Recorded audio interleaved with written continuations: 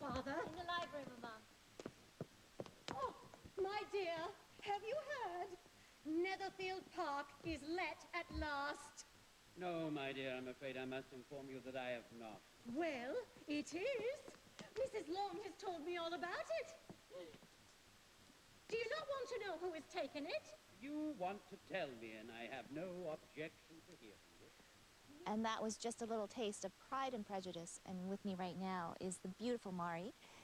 And again, you have such an incredible role as Elizabeth. And, well, I guess it's due in part to this man right here, Rob Patterson, who happens to be the director. And we were talking a little bit before, Rob. I'm a little bit new. I'm a virgin for Pride and Prejudice, but you filled me in. Yeah, it's remarkable how many people, women especially, have this profound relationship with this story. That, oh, you're doing Pride and Prejudice, Colin Firth coming out of the water in the BBC production, or you know, I read it as a little girl, or I saw the Keira Knightley movie. It's remarkable because I didn't know anything about Pride and Prejudice. I knew of it, but I never read it, never seen the films. So, like you, I was very new to the story and came to fall in love with it. For you, Mari, Elizabeth close to your heart? Yeah, I think everyone aspires to be an Elizabeth, you know, to have such a command over the language and such a felicity with her wit. And she's just so smart. And even now, I think she's ahead of her time in many ways because she speaks her mind and she's not afraid to go up to the richest man in the room and just give him what for. Something that we all would like to do. Yes, but a stellar cast, Robbie, to work with. Yeah, I believe so. I mean, in all modesty, I spent more than a little time working on the casting of this play, and it's in all modesty, it's perfection, I think. No, I really am. I think it's a sweet, everyone's so distinct in their characterizations, because the characters are very distinct. They're buffoons, they're very elegant people, they're working class people. And just sitting here, seeing the opening scene, Mari, and seeing the 5 daughters, you quickly pick up on each and every character. And it rings so true how something that has been written hundreds of years ago still rings true now. Yeah, and I think that in some respects, like, we've all been cast quite close to type.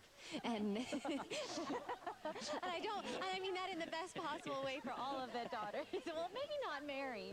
I think Sherry's probably a little bit more mischievous than her character, but...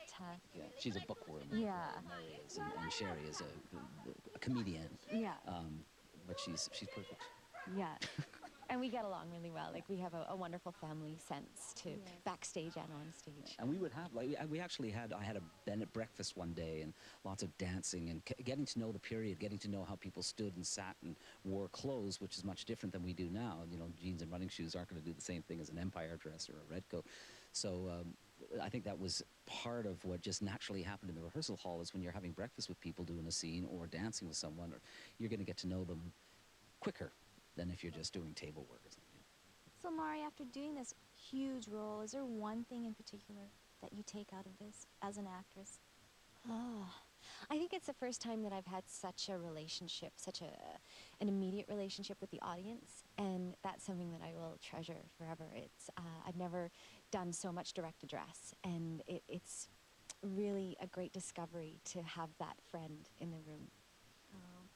One last question to Robbie. Is Mary, the character Mary, reading Pride and Prejudice? No, it hasn't been written yet. What's wrong with you? Oh, I was just wondering. It was a big, thick book. And what is she reading? I'm teasing. She's reading Spenser. Spenser, or the Fortis's Sermons. Fortis's Sermons, which is a book of sermons by a minister of the time. There you go. But anyways, folks, come and see Pride and Prejudice. It's a beautiful show. Jane Austen classic. Need we say more? And don't forget to turn off your cell phones. Pride and Prejudice goes until November 8th right here at MTC Main Stage. For more information, you can go to the website mtc.nb.ca.